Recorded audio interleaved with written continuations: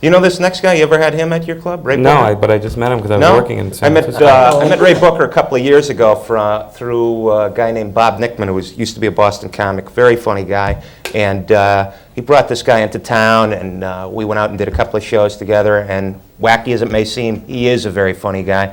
And he came back into town. He's here from San Francisco. It's kind of a foreigner show. We got the Pittsburgh, we got the New York guy, and now the guy from San Fran. Please, a nice round of applause, Mr. Ray Booker. Thank you. Thank you. Well, thank you very much. Yeah. Well, it's a pleasure. Thank you. I'm out here sharing some time with my East Coast pals, and I am from California. Flew out of Oakland, actually, the only black-owned airlines here is in America, called Brother Airlines. Heard of it? Their motto? Yeah, we go there. Do you know they're putting pay phones in airlines now? Do you know that? So I guess graffiti and the smell of urine ain't too far behind, huh?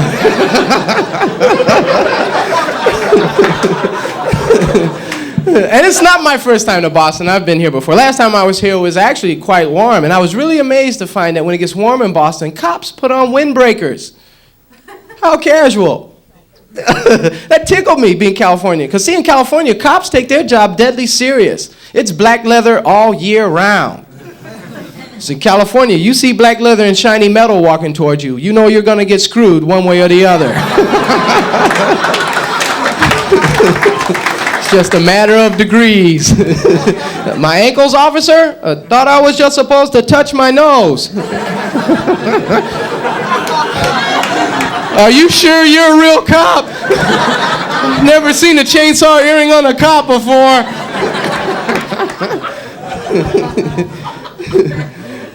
I like traveling, you know. Last time I was in Boston, too, I was working at a club called Nick's, downtown, you know, Boston, and had a weird, yeah, familiar with a guy who, you know, has been there.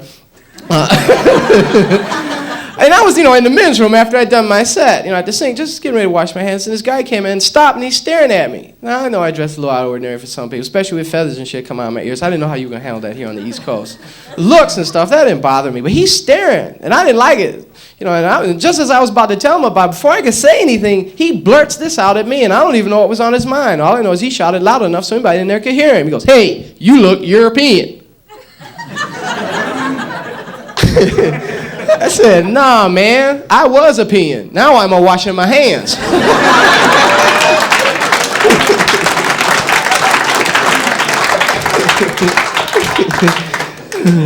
I'm getting ready to go south into Dixieland in a couple months, which I'm looking forward to, believe me. I did that for the first time last year, and found out down south if they like you, they go out of their way to show it. There's such a thing as Southern hospitality. You know, and it comes from the heart from these people, especially in Texas. If they like you in Texas, they got names for you. They call you Bubba or Cuz. Make you feel like family, outside of family. Or they put the word Bo on the end of your name just to show affection, like Jimbo. Right, you've heard that. They called me Raybo. My cousin Sam didn't appreciate it, though. He was visiting me over the weekend from Detroit. It pissed him right off. Sucker say something about pancakes, I'm gonna knock him out. Chill, Sam. And Texans are party people. Any of you ever sit up all night and play the game of Risk? Right? On acid? See a lot more of you. Well, I did for the very first time in San Antonio, Texas, and partied with these two Mexican dudes, this black dude and this white dude. And what I learned just from this game for myself personally is that to me, there isn't anything in the world to compare to a friendly all-night game of Risk. Then just sit there and watch helplessly as a Mexican conquers the world. Mexico ain't even on the game board. But after this brother won, he goes, "It's all Mexico now, Bato," and he spray painted it.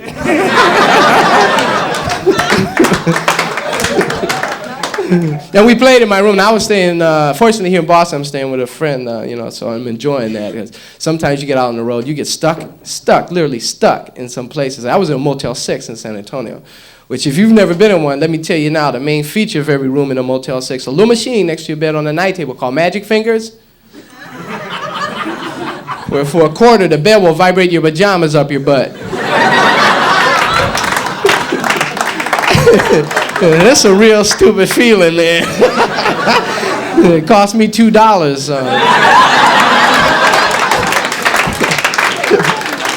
I'm a slow learner. And Texans, can't, tell you anything plainly and simply. They can't give you a yes, no, I don't know answer. They got to embellish it with some kind of country saying or cliche, which usually has nothing to do with what you just asked them. Now here I am, I'm in a little town, Lubbock, Texas, doing a one-nighter, okay? And it's late at night after my set, and I wanted to have a chili cheese dog for whatever the reason. And I realized where I was, and I figured if I was going to find out anything, ask somebody who must be around from the area. So I saw this big cowboy on the street, walked right over to him and said, "Hey, man, what are my chances of finding a chili cheese dog this time of the night?" And he looked at me, he goes, "Chili cheese dog? This time of the night? Whew, boy, that's going to be harder to find than the crack in a rat's ass." Gee, thanks. All of a sudden, I'm not hungry anymore. Hey, thanks a lot, people. I enjoyed this. Ray Booker! Hey, Ray. Thanks, man. Sit right down.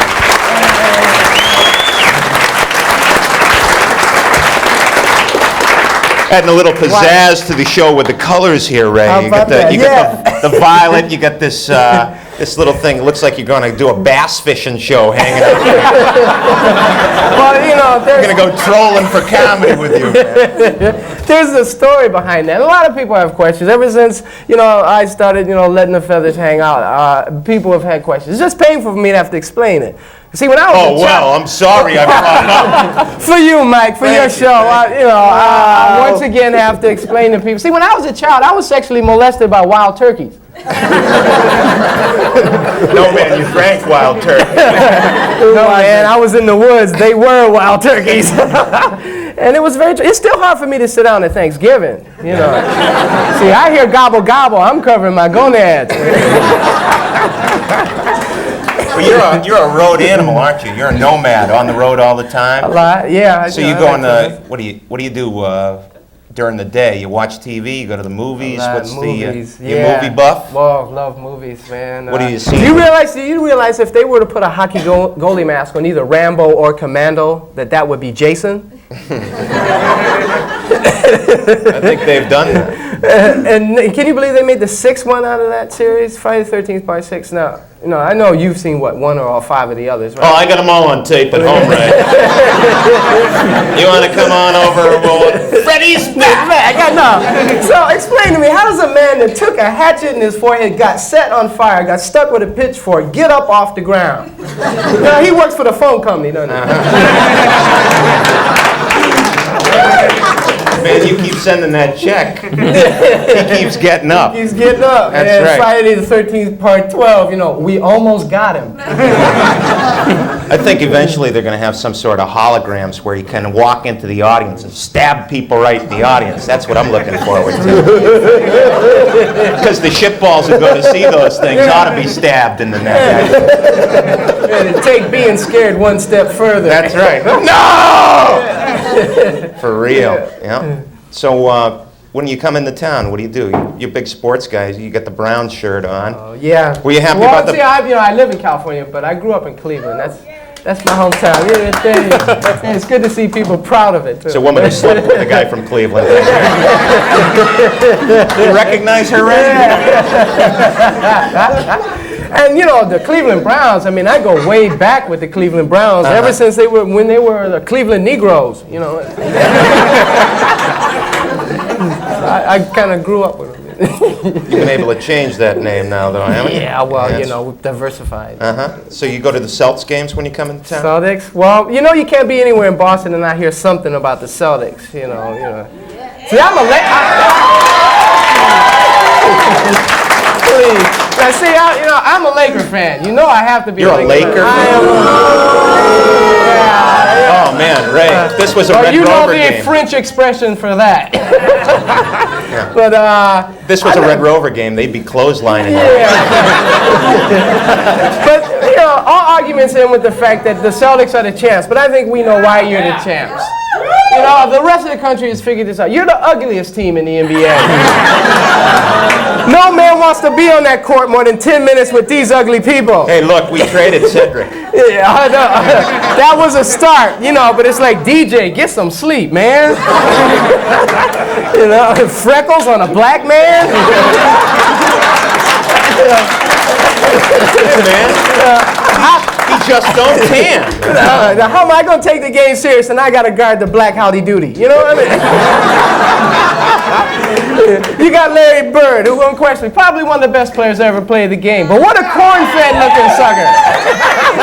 Right? Every time you see Larry Bird on the court, you keep expecting straw to fall out. If I only had a brain.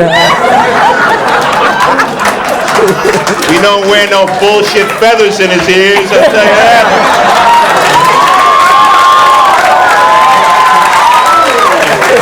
Look at this. One sweatband, because you know when you're up there doing your comedy, you tend to you sweat a little bit too much, huh? And you got the earrings on one side and you get the wristband on one side. What is one side of your body heavier than the other? And what's this? What? You had a small part in Highlander? I got the sword at home.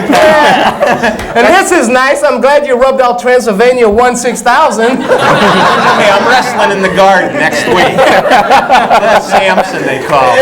It's Ray Booker, ladies and gentlemen.